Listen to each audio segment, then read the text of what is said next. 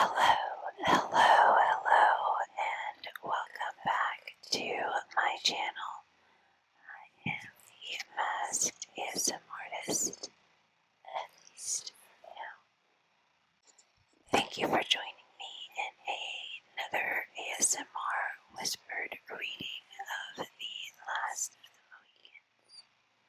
We are on chapter 30, and as usual, we will start with setting our intention and clearing our space. And then I'll summarize chapter 29 for you, and then we'll read chapter 30. So let's just get right into it. Move the book to the side. And I've got the incense again. This is Palo Santo.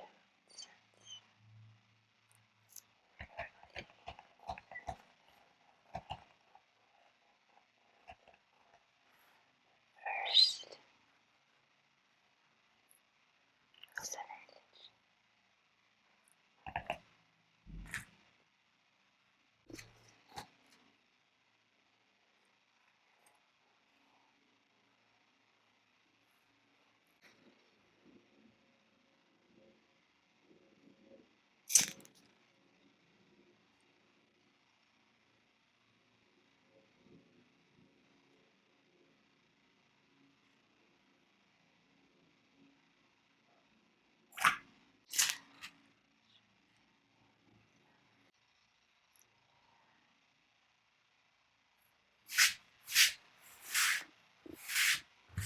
You can say this to yourself. You can say this intention out loud with me, or quietly to yourself, or set your own intention. Tonight, I intend for this reading to accomplish the greatest and the highest good. I'm going to set that to the side.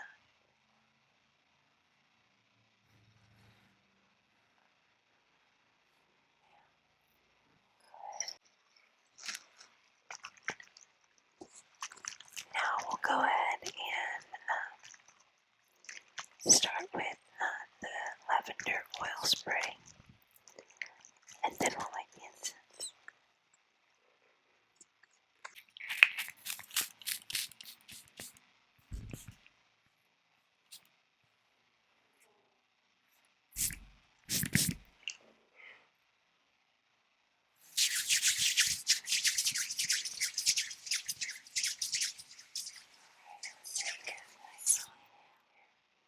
Let's just take a deep breath in.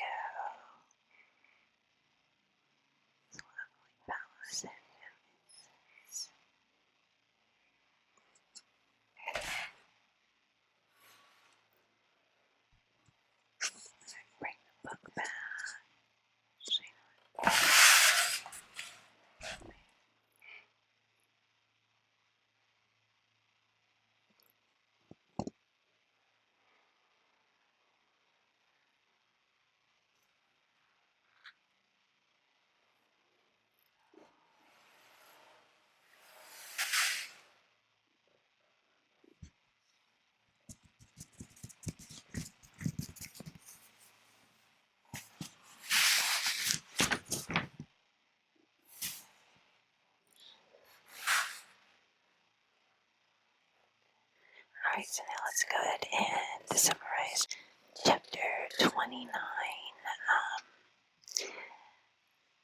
Okay, so in chapter 29, we read last time that Hayward tries to delay the inevitable after they've been caught.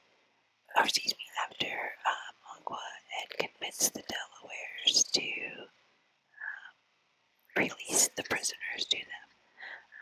Hayward now tries to delay the inevitable by falsely claiming to be, Leilong Carabine, who was the killer of natives, right? While Hawkeye also does the same thing, which causes confusion. So they decide to have a contest to prove who is actually him. Hayward fires at a target about 50 yards away and just barely misses, while Hawkeye shatters it dead on. However, everyone thinks this must be an accident and has him try again, this time with a different, more challenging target.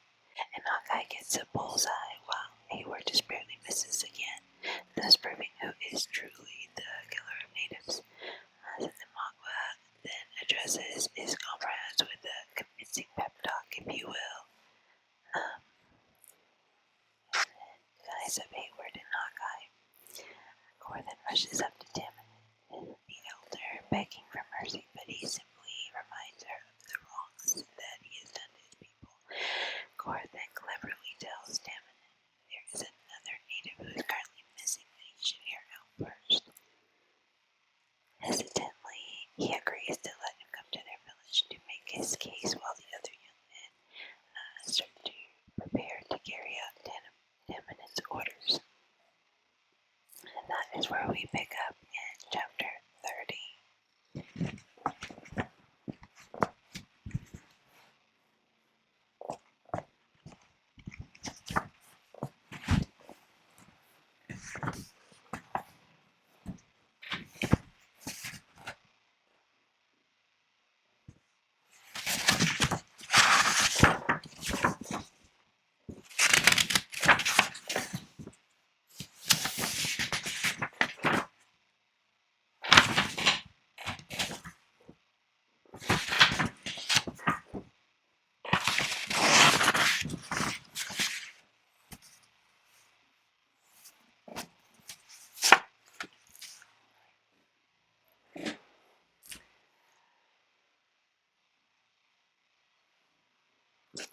Chapter 30. If you deny me my upon your law, there is no force in the decrees of Venice. I stand for judgment, and so shall I have it. From the Merchant of Venice. The silence continued unbroken by human sounds for many anxious minutes. Then the waving multitude opened and shut again, and Uncas stood in the living circle. All those eyes which had been curiously studying the lineaments of the sage as the source of their own intelligence turned on the instant, and were now bent in secret admiration on the erect, agile, and faultless person of the captive. But neither the presence in which he found himself nor the exclusive attention that he attracted in any manner disturbed the self-possession of the young Mohican. He cast a deliberate and observing look on every side of him, meeting the settled expression of hostility that lowered in the visages of the chiefs with the same calmness as the curious gaze of the attentive children. But when, last in his haughty scrutiny, the person of Damon came under his glance, his eye became fixed, as though all other objects were already forgotten. Then, advancing with a slow and noiseless step up the area, he placed himself immediately before the footstool of the sage. Here he stood erect, unnoted, though keenly observant, himself until one of the chiefs appeared, apprised the latter of his presence. With what tongue does the prisoner speak to the Manitou? Demanded the patriarch without unclosing his eyes. Like his fathers, Uncas replied with the tongue of a Delaware. At the sudden and unexpected enunciation, a low, fierce yell ran through the multitude that might not inaptly be compared to the growl of a lion. As the squire is first awakened, a fearful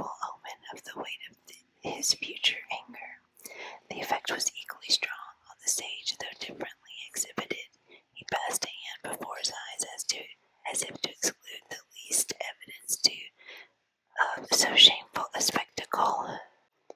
While he repeated in his low, guttural tones the words he had just heard, "A Delaware, I have lived to see the tribes of the Lenape driven from their council fires and scattered like broken herds of deer among the hills of the Iroquois.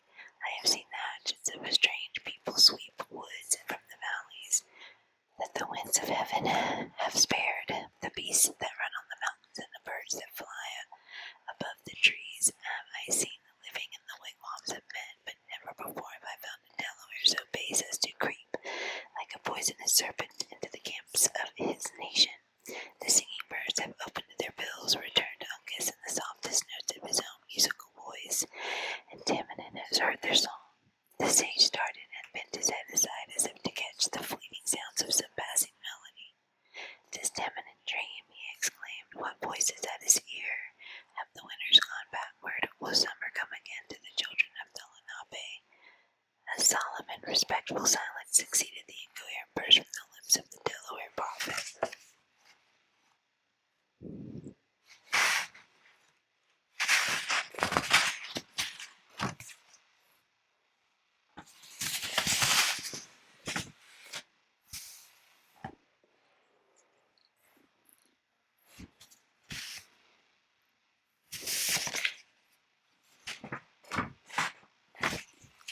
His people readily construed his unintelligible language into one of those mysterious conferences he was believed to hold so frequently with a superior intelligence, and they awaited the issue of the revelation in awe.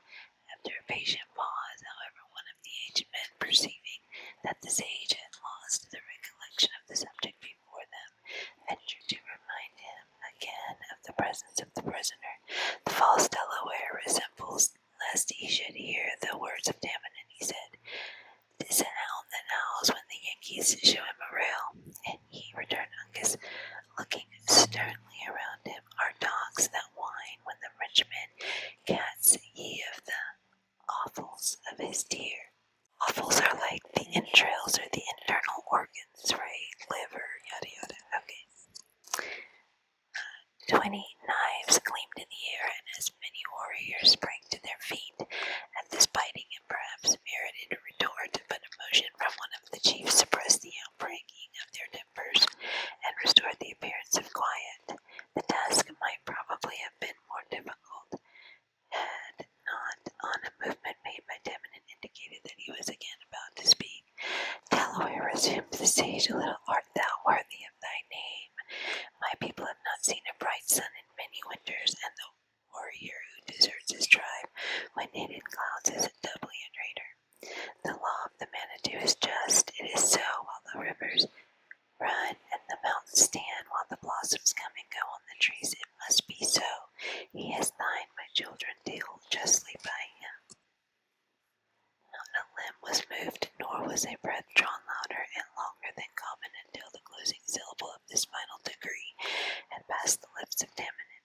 Then a cry of vengeance burst at once, as it might be from the united lips of the nation, a frightful augury of their ruthless intentions. A frightful augury of their ruthless intentions, or like augury means omen, something that's about to happen, a frightful omen. In the midst of these prolonged and savage yells, a chief wait in a high voice, and that the captain was condemned to endure the triple trial by torture, the triple trial of torture by fire. The circle broke its order, and the screams of delight mingled with the bustle and tumult of preparation. Hayward struggled madly with his captors. The anxious eyes of Hawkeye began to look around him with an expression of peculiar earnestness, and Cora again threw herself at the feet of the patriarch, and once more a suppliant for mercy. Throughout the whole of these trying moments, Uncas alone preserved his serenity. He looked on the preparation with a steady eye, and when the tormentors came to seize him, he met them with a firm and upright attitude. One among them, if possible more fierce and savage than his fellows, seized the hunting shirt of the young warrior, and at a single effort tore it from his body. With a yell and frantic pleasure, he leaped toward his unresisting victim and prepared to lead him to the stake. But at that moment, when he appeared most a stranger to the feelings of humanity, the purpose of the savage was arrested as suddenly as if a supernatural agency had interposed in the behalf of Uncas. The eyeballs of the Delaware seemed to start from their sockets. His mouth opened and his whole form became frozen in an attitude of amazement. Raising his hand with a slow and regulated motion, he pointed with a finger to the bosom of the captive. His companions crowded about him in wonder, and every eye was like his own, fastened intently on the figure of a small tortoise, beautifully tattooed on the breast of a prisoner in a bright blue tint. For a single instant, Uncas enjoyed his triumph, smiling calmly on the scene, then motioning the crowd away with a high and haughty sweep of his arm, he advanced in front of the nation with the air of a king and spoke in a voice louder than the murmur of admiration that ran through the multitude.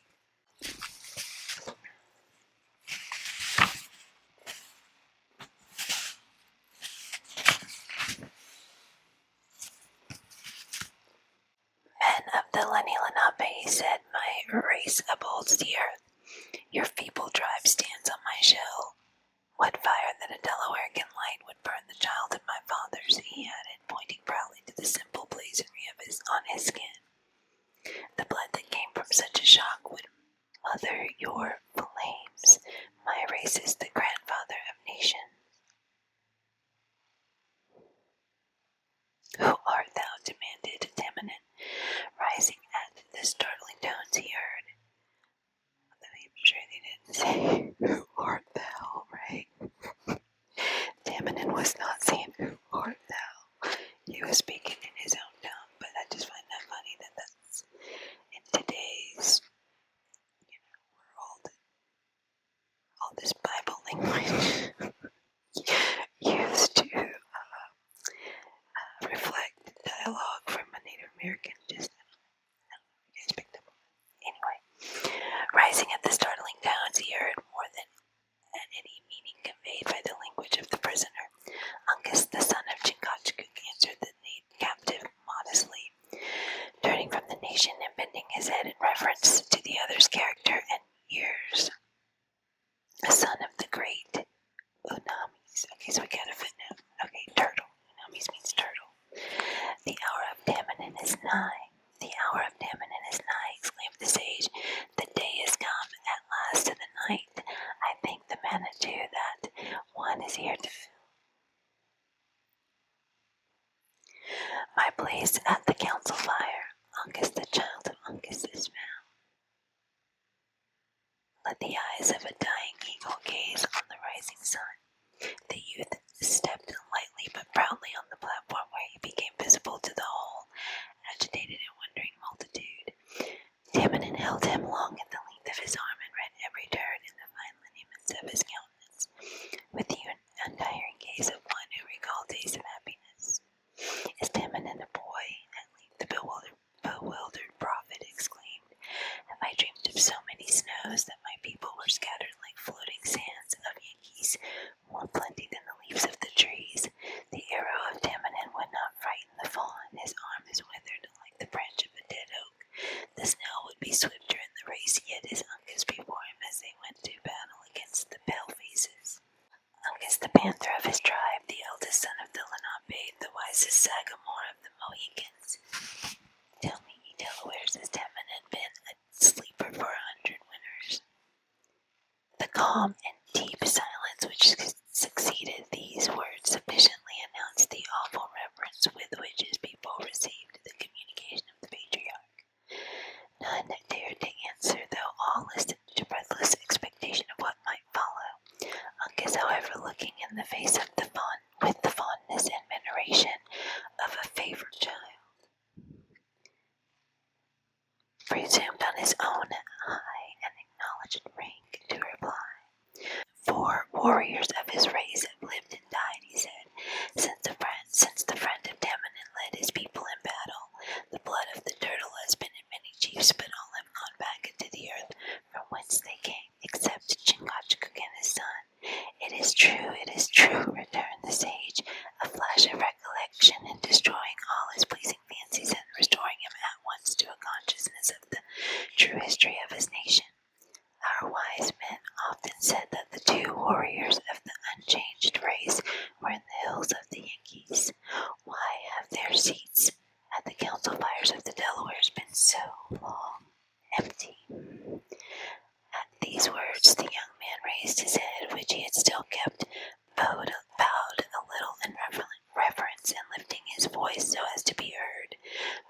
multitude as if to explain at once and forever the policy of his family, he said aloud, "Once we slept where we could hear the salt lake speaking in its anger.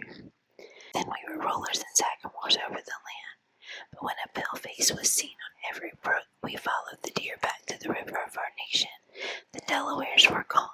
Few warriors of them all stayed to drink of the stream they loved. They said, my fathers, here will we hunt. The waters of the river go into the salt lake. If we go toward the setting sun, we shall find streams that run into the great lakes of sweet water. There would be a Mohican die like fishes of the sea in the clear springs. When the Manitou is ready and shall say, come, we will follow the river to the sea and take our own again. Such Delawares is the belief of the children of the turtle. Such Delawares is the belief of the children of the turtle. Our eyes on the rising and not toward the setting sun. We know whence he comes, but we know not whither he goes. It is enough. The men of the Lenape listened to his words with all respect that superstition could lend, finding a secret charm even in the figurative language with which the young Sagamore imparted his ideas. Uncas himself watched the effect of his brief explanation with intelligent eyes and gradually dropped the air of authority he had assumed as he perceived that his auditors were content. Then, permitting his looks to wander over the silent throng that crowded around the elevated seat of Tamanin, he first perceived Hawkeye in his bonds.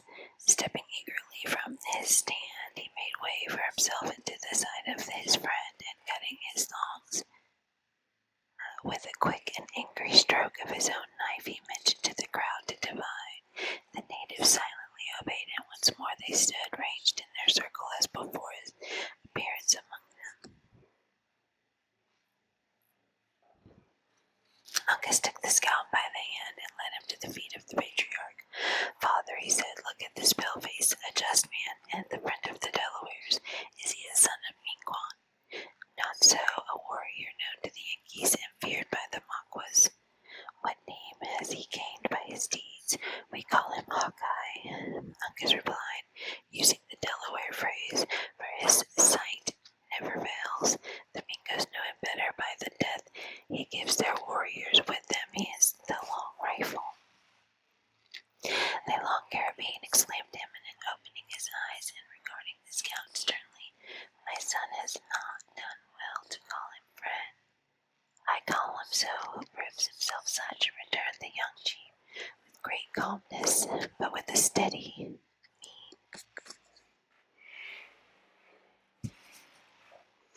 I call him so who proves himself such, returned the young chief, with great calmness, but with a steady mien. If Uncas is welcome among the Delawares, then is Hawkeye with his friends. The pale-face has stained my young men. His name is great for the blows he has struck the Lenape.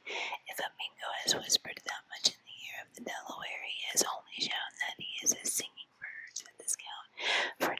Who now believed that it was time to vindicate himself from such offensive charges, and who spoke as the man he addressed, modifying the native figures, however, with his own peculiar notions.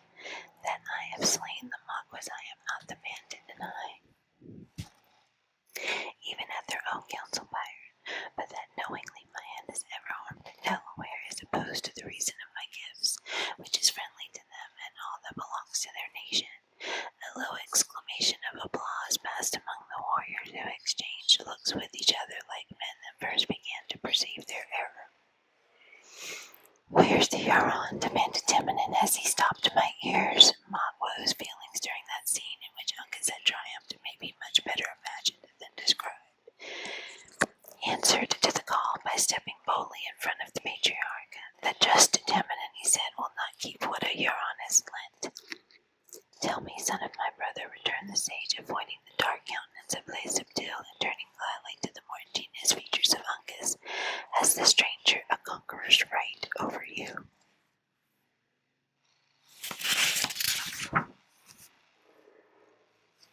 He has none. The panther may get into snares set by the women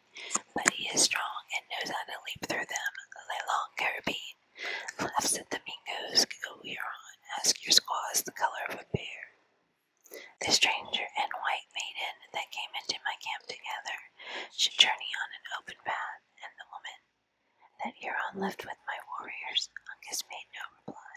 "And the woman that the Mingo has brought into my camp," repeated Damon gravely. "She is mine," cried Magua, shaking his hand in triumph at Uncas. "Mohican, you know that she is mine."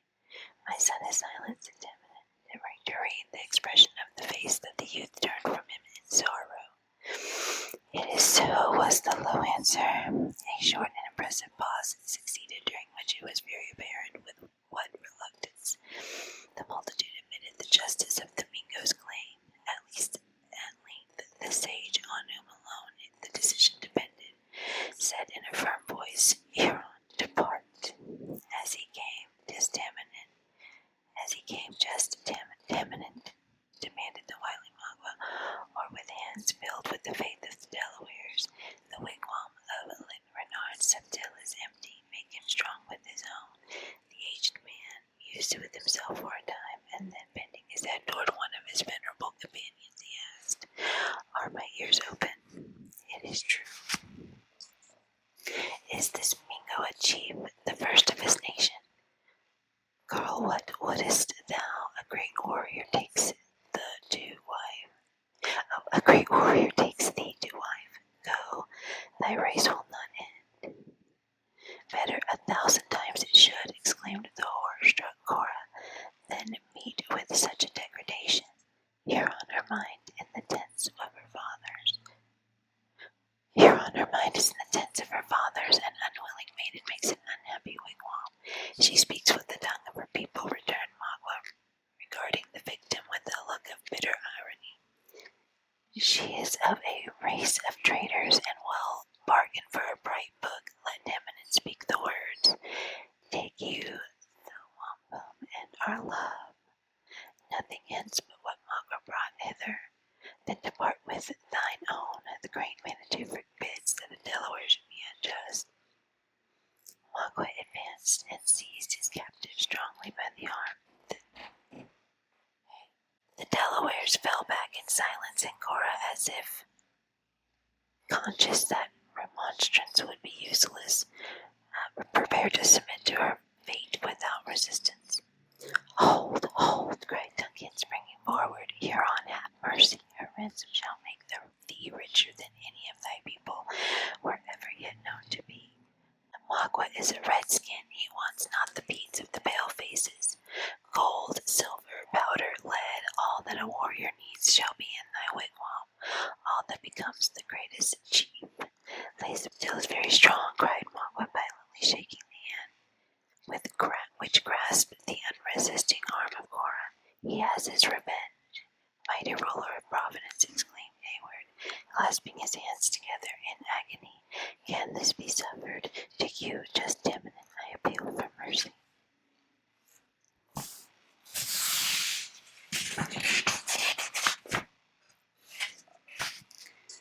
The words of the Delaware are said, returned the sage, closing his eyes and dropping back into his seat. Alike wearied with his mental and his bodily exertion, men speak not twice. That a chief should not misspend his time in unsaying what has once been spoken is wise and reasonable, said Hawkeye, motioning to Duncan to be silent. But it is also prudent in every warrior to consider well before he strikes his tomahawk into the head of his prisoner.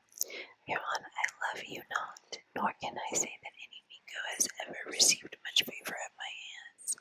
It is fair to conclude that if this war does not soon end, many more of your warriors will meet me in the woods.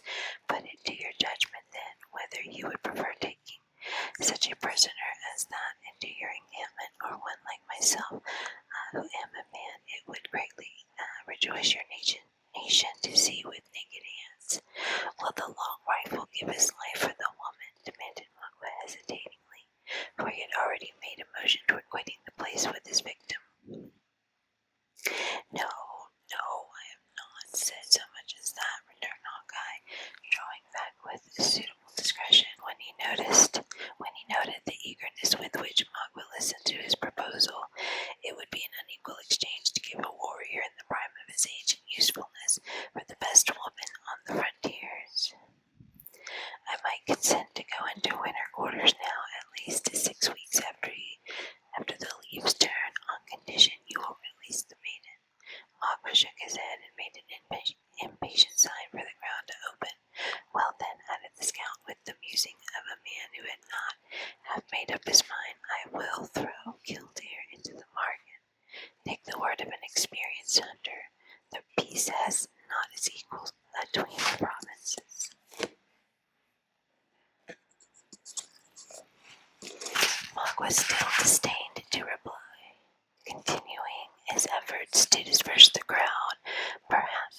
the scout, losing his dissembled coolness exactly in proportion, and the other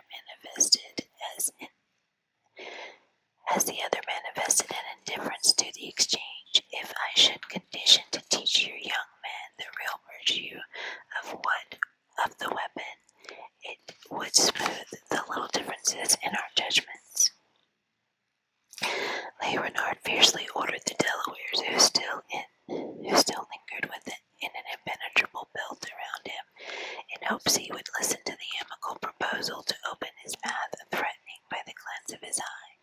Another appealed to the infallible justice of the prophet.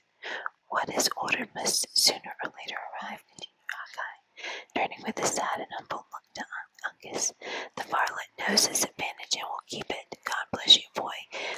You have found friends among your natural kin, and I hope they will prove as true as some you have met who have no native cross.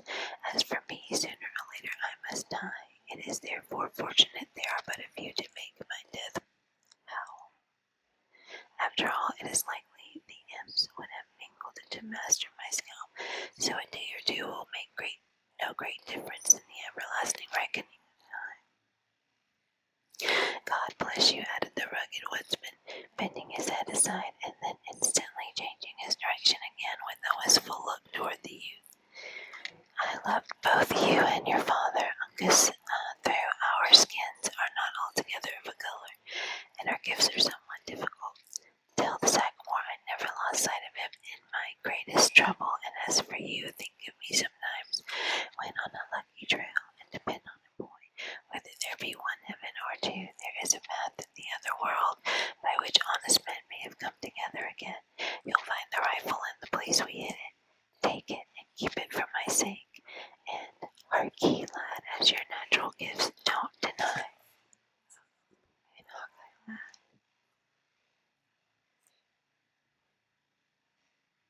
Hark ye, lad, as your natural gifts don't deny. You, the use of vengeance, use it a little freely on the Mingos. It may unburden grief at my loss and ease your mind. Hereon I accept your offer. Release the woman. I am your prisoner. A suppressed but still distinct murmur of approbation ran through the crowd at this generous proposition, even the fiercest among the Delaware warriors manifesting pleasure at the manliness of the intended sacrifice. Magua paused, not for an anxious moment, it might be said. He doubted, then casting his eyes on Cora with an expression in which ferocity and admiration were strangely mingled, and his purpose became fixed forever. He intimated his contempt of the offer with a backward motion of his head, and said in a steady and settled voice, Le Renard Subtil is a great chief, but he has but one mind. Come, he added, laying his hand too familiarly on the shoulder of his captive to urge her onward. A Huron is no tattler. We will go. Oh. The maiden drew back in lofty womanly reserve, and her dark eye kindled while the rich blood shot like the passing brightness of the sun into her very temples at the indignity. I am your prisoner, and at a fitting time shall be ready to follow even to my death, but violence is unnecessary, she coldly said, and immediately turning to Hawkeye added, generous hunter, from my soul I thank you. Your offer is vain, neither could it be accepted, but still you may serve me even more than in your own noble intention. Look at that drooping, humbled child. Abandon her not until you leave her in the habitations of civilized men. I will not say, wringing the hard hand of the scout, that her mother will reward you, for such as you are above the rewards of men. But he will thank you and bless you, and believe me, the blessing of a just and aged man has virtue in the sight of heaven. Would to God I could hear one word from his lips at this awful moment. Her voice became choked, and for an instant she was silent. Then, advancing a step nigher to Duncan, who was supporting her unconscious sister, she continued in more subdued tones, but in which feeling and the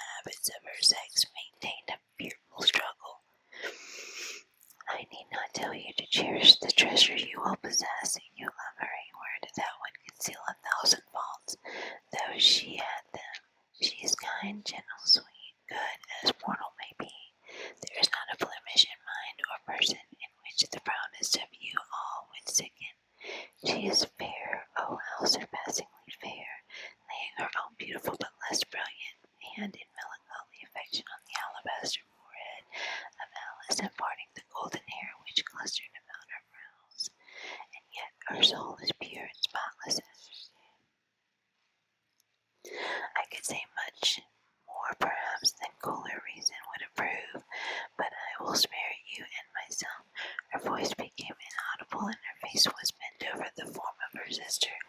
After a long and burning kiss, she rose with features of the hue of death, but without even a tear in her feverish eye. She turned away and added to the savage, with all her former elevation of manner, "Now, sir, if it be your pleasure, I will follow." "Hey, go!" cried Duncan, placing Alice in the arms of a native girl. "Go, Magua, go! These Delawares have their laws which forbid them to detain you, but I have no such laws which forbid him. But I have no such obligation. Go, malignant monster, why do you delay?" It would be difficult to describe the expression with which Magua listened to this threat to follow. There was at first a fierce and manifest display of joy, and then it was instantly subdued in a look of cunning coldness.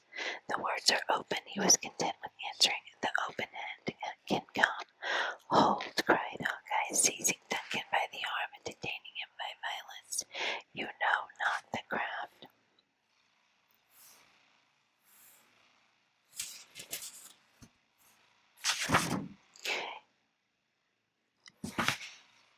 of the imp.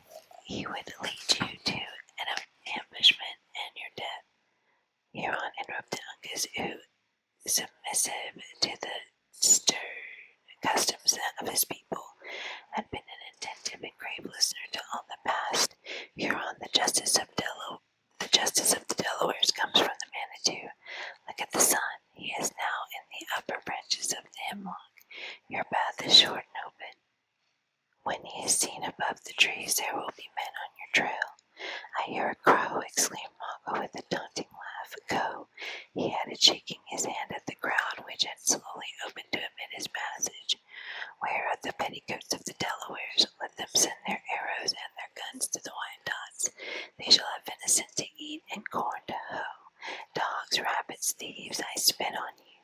His parting gibes were listened to in a dead, boding silence, and with these biting words in his mouth, the triumphant Magua passed unmolested into the forest, followed by his passive captive, and protected by the inviolable laws of the native hospitality.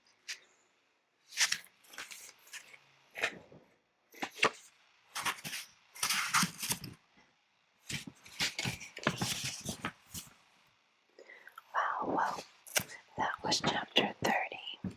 Thank you so much for watching, listening.